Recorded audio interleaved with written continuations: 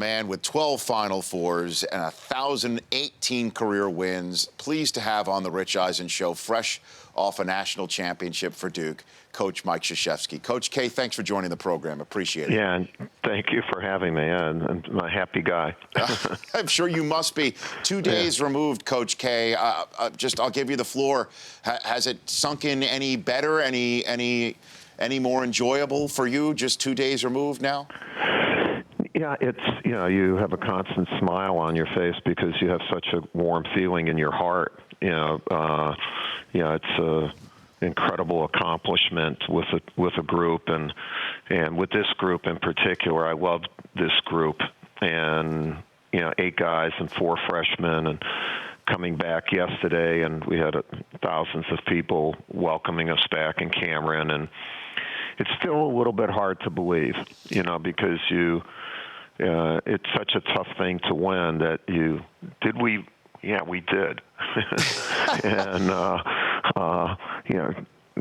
wow. And then I start looking along the way, especially during the tournament, because it's one and done. It's a gauntlet.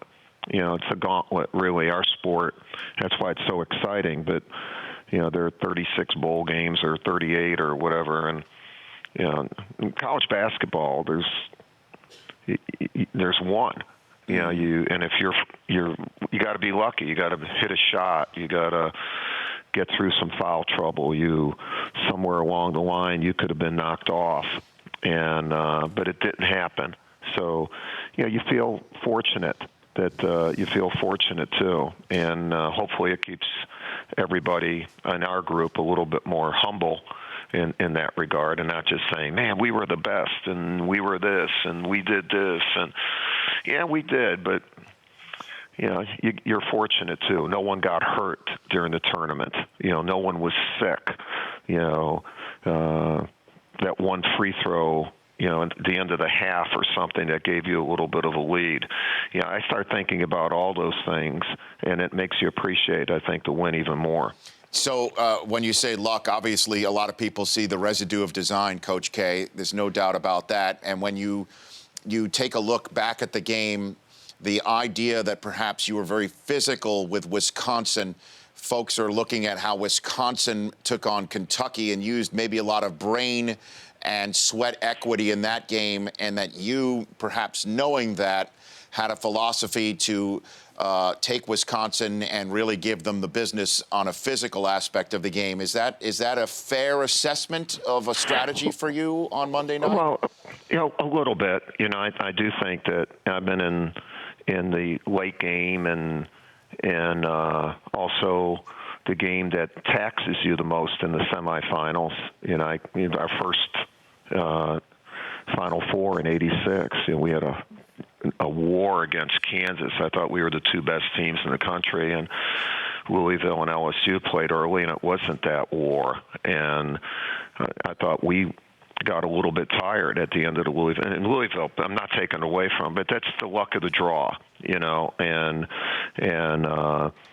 what we thought more than that, Rich, is that we thought Wisconsin was the best team because of their experience and having been there as a team the year before and almost doing it the year before. We thought all those elements, along with having a great coach and the player of the year, they play a certain tempo, and our thing was more to change the tempo, how we picked them up, try to get into passing lanes a little bit more, pressure Decker a little bit more than he has been pressured, and drive the basketball.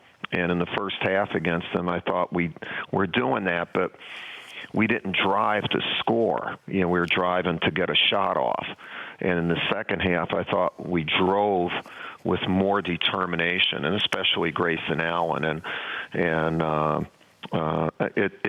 it worked. And our defense in the last 5-6 minutes of the game was outstanding because especially from 2 kids. We had 2 kids, Matt Jones and Emil Jefferson, who played 44 minutes and they scored 2 points.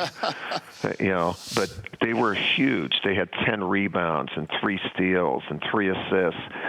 But also Jones, Matt, guarded Decker, and Emil was the best guy to guard Kaminsky, and we were in foul trouble. So those two kids were really unsung heroes, and especially in that defense, they kind of put everything into defense.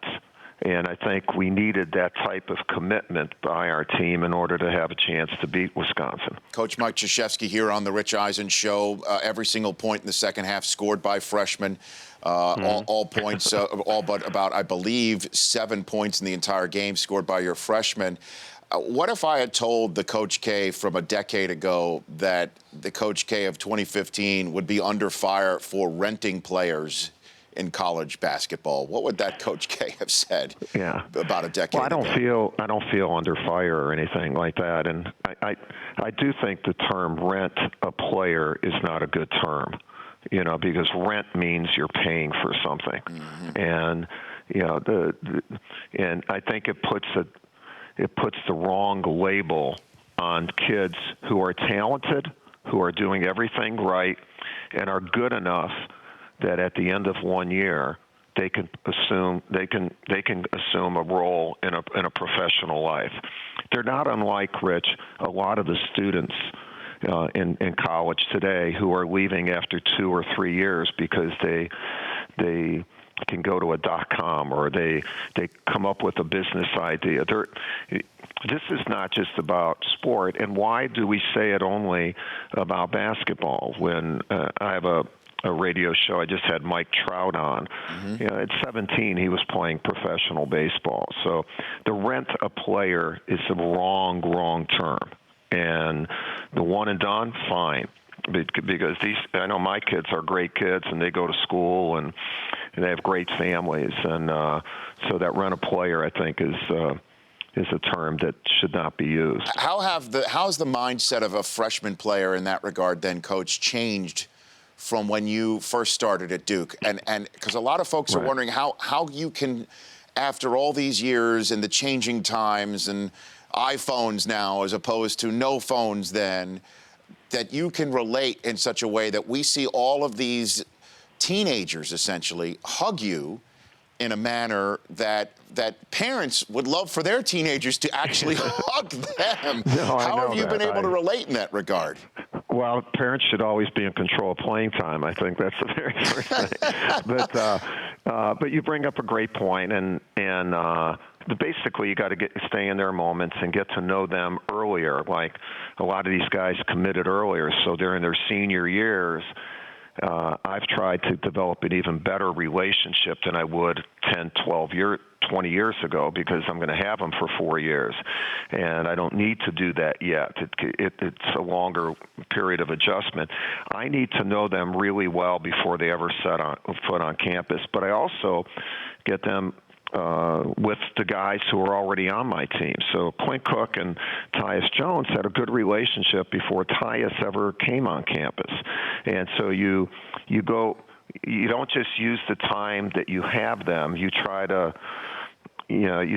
develop before then. By the way, I have an iPhone, and so it's not like, I know how to text. I follow people on Twitter. Okay. I mean, I'm not saying I'm this that I can do all the things that the youngsters can do, but you try to stay in their world, and hopefully they'll be appreciative then of the world you're trying to get them to come in with you. And I think that's worked out really well for us. I got a couple more minutes left with you in that regard. Have you spoken to your freshmen as to whether or not they will be sophomores at Duke? Have you had that conversation with them? Yeah, not yet. We just came back and had a celebration yesterday, but we will, and then they'll do what's in their best interest, which is what every student at Duke or in any university would do.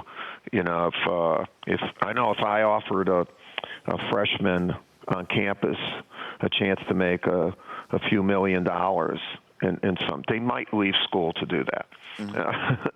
They might leave school to do that, and that's happening, Rich, in other situations. Believe me, that's happening more and more because these kids are more prepared. They're more prepared than they were 10, 20 years ago. And last question for you. We had Jason Garrett, the coach of the Cowboys. As you know, I'm an NFL guy. Good guy. We had him on last week, and he spoke so highly of you and how you were so accommodating to let him in and see what you do and how you do it and how he's picked up on that. All that said, he still does not believe you, a Chicago native, have been converted into a Cowboys fan, that you still, when it comes down to it, will be a Bears guy. Is that true, Coach K?